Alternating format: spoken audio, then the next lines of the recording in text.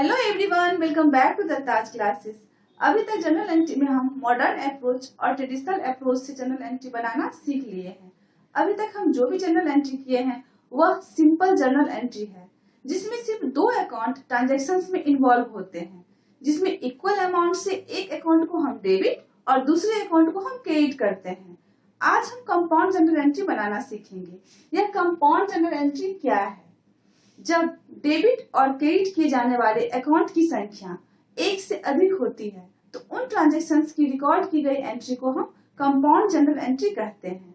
इसमें दो से ज्यादा अकाउंट इन्वॉल्व होते हैं। अब एक क्वेश्चन सॉल्व करके हम कंपाउंड जनरल एंट्री को और अच्छी तरीके से समझेंगे। यह आपका क्वेश्चन है।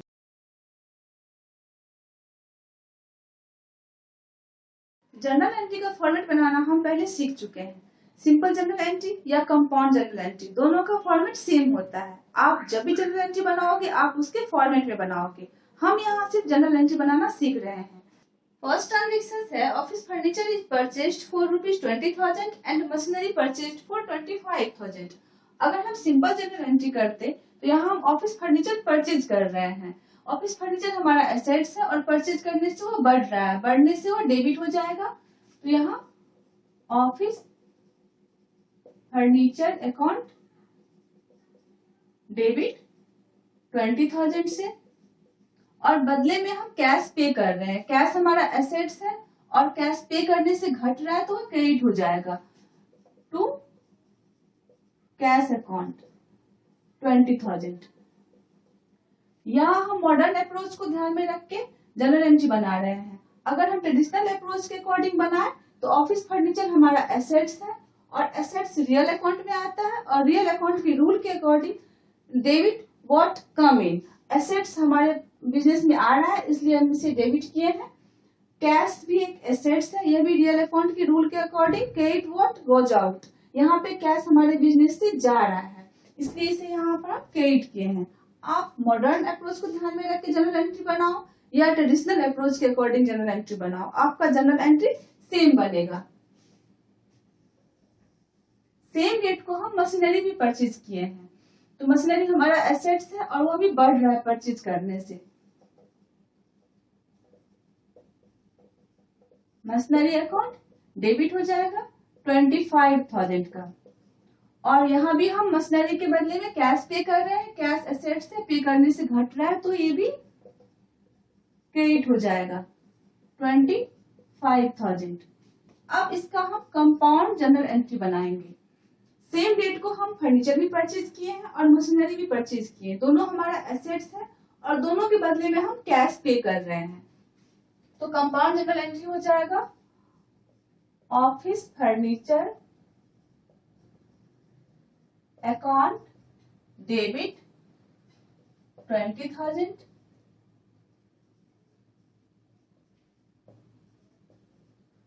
मशीनरी अकाउंट डेबिट 25,000, और दोनों के बदले में हम कैश पे कर रहे हैं 20,000 ऑफिस फर्नीचर का, 25,000 मशीनरी का। तो कैश हमारे पास से जा रहा है 45,000। ये हमारा कंपाउंड जनरल एंट्री है। नेक्स्ट ट्रांजेक्शन है paid repair 1,400, maintenance 1,500 and salary 1,100। अगर इसका हम सिंपल जनरल एंट्री करें तो क्या होगा? रिपेयर हमारा एक्सपेंस है और एक्सपेंस होने से हमारा कैपिटल घटता है। यहाँ कैपिटल घट रहा है तो डेबिट हो जाएगा, तो रिपेयर अकाउंट डेबिट 1,400, और रिपेयर के बदले कैश हमारे पास से जा रहा है। कैश हमारा एसेट्स है और कैश जा रहा है तो वो घट रहा है तो क्रेडिट हो जाएगा to cash account 1,400। Same date को हम मेंटेनेंस भी पे कर रहे हैं। मेंटेनेंस हमारा एक्सपेंस है और एक्सपेंस से कैपिटल घटता है और कैपिटल घटने से डेबिट होता है, तो यहाँ मेंटेनेंस अकाउंट डेबिट हो जाएगा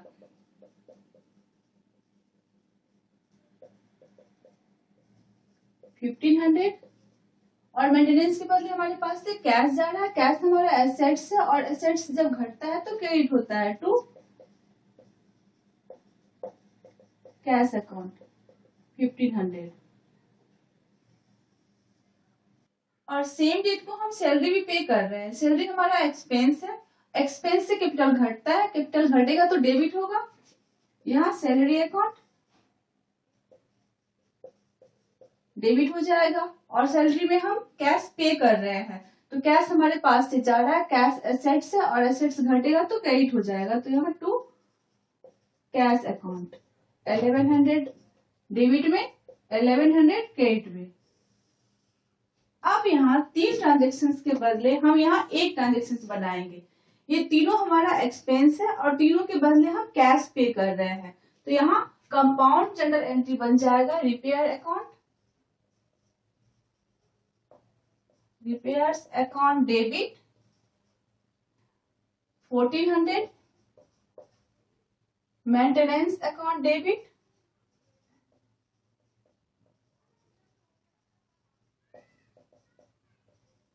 1500, salary account debit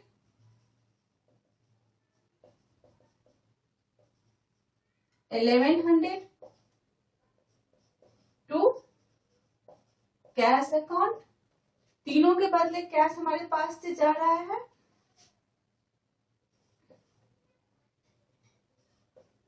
4000। यहाँ हम 3 सिंपल जर्नल एंट्री का एक कंपाउंड जर्नल एंट्री बनाए हैं। नेक्स्ट ट्रांजेक्शन है cash paid to Shyam 1875 and discount received 125। यहाँ हम श्याम को पेड कर रहे हैं 1875 और हम डिस्काउंट रिसीव कर रहे हैं 125। तो हमारे पास से कैश जा रहा है 1875 और हमको डिस्काउंट मिल रहा है 125। दैट मीन्स 2000 का हमारे पास क्रेडिटर था। जब हम कोई सामान उधार परचेज किए होंगे श्याम से, उस समय हमारा 2000 का क्रेडिटर बना होगा। और अभी हम क्रेडिटर को कम कर रहे हैं, कैश से 1875 और डिस्काउंट हमको मिल रहा है 125 का।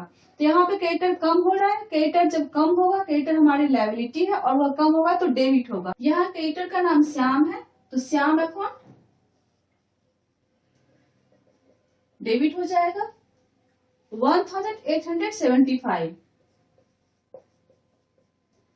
और श्याम को हम पे कर रहे हैं तो कैश हमारे पास से जा रहा है, कैश एसेट्स है और वह जा रहा है तो कम हो रहा है तो कैश क्रेडिट हो जाएगा टू कैश अकाउंट 1875। यहाँ जो 125 का क्रेडिटर रह गया है वो हमें डिस्काउंट में मिला है, लेकिन जब हम श्याम से क्रेडिट परचेज किए होंगे उस टाइम बुक में हम 2000 का क्रेडिटर दिखाए होंगे, तो हमें ये 125 का क्रेडिटर भी घटा के दिखाना है। तो यहाँ हमारा क्रेडिटर घट रहा है तो हमारी लायबिलिटी घटेगी तो वह डेबिट हो जाएगा। और यहाँ भी क्रेडिटर का नाम श्याम है तो यहाँ श्याम अकाउंट डेबिट हो जाएगा 125 से। और ये कम हो रहा है किससे? डिस्काउंट से। जब हमको डिस्काउंट मिल रहा है तो डिस्काउंट हमारे लिए इनकम है और इनकम से हमारा कैपिटल बढ़ता है। जब कैपिटल बढ़ता है तो वह क्रेडिट होता है, तो यहाँ पे डिस्काउंट क्रेडिट हो जाएगा to discount account 125।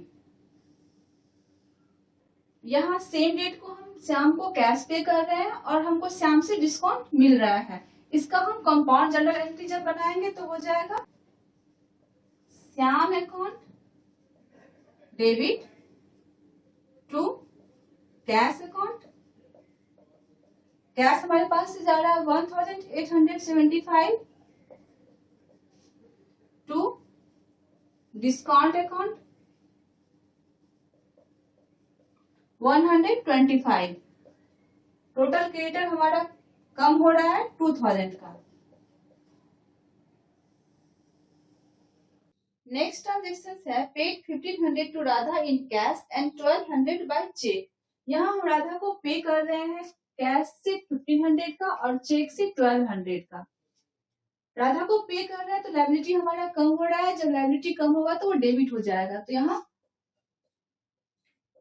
Radha account debit, और कैश से पे कर रहे हैं, कैश हमारे पास से जा रहा है, कैश बिजनेस का एसेट्स होता है और वो कम हो रहा है तो वो क्रेडिट हो जाएगा टू कैश अकाउंट। 1500 डेबिट में, 1500 क्रेडिट में। यहाँ राधा को हम चेक से पेमेंट कर रहे हैं 1200 का, राधा को पेमेंट कर रहे हैं तो लायबिलिटी हमारी कम हो रही है तो यह डेबिट हो जाएगा। राधा अकाउंट डेबिट 1200, और इसको पे कर रहे हैं हम चेक से, तो बैंक हमारे लिए एसेट्स है और एसेट्स कम हो रहा है तो क्रेडिट हो जाएगा, तो to bank account 1200।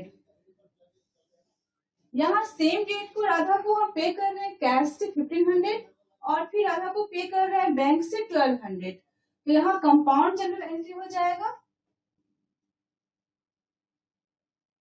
Radha account debit to cash account, cash से पे कर रहे हैं 1500 का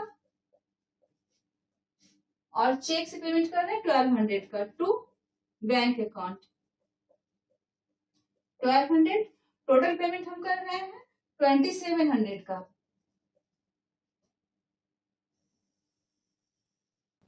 इस तरह हम अलग अलग अकाउंट्स को हम एक जगह कंपाउंड जनरल एंट्री में दिखाते हैं। आई होप आप कंपाउंड जनरल एंट्री को समझ गए होंगे। Thank you.